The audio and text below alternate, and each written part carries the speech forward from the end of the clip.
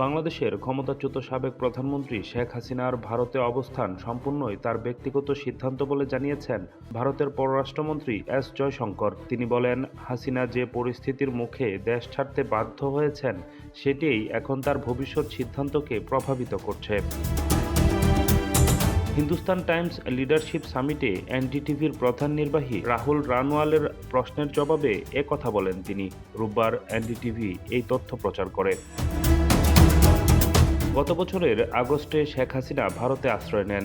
এ সময়ে দেশে বিক্ষোভে শত শত মানুষের মৃত্যু হয় এবং হাজারো মানুষ আহত হয়। ৭৮ বছর বয়সী হাসিনাকে গত মাসে ঢাকার একটি বিশেষ ট্রাইব্যুনাল অনুপস্থিত থাকায় মানবতাবিরোধী অপরাধের অভিযোগে মৃত্যুদণ্ড দিয়েছে।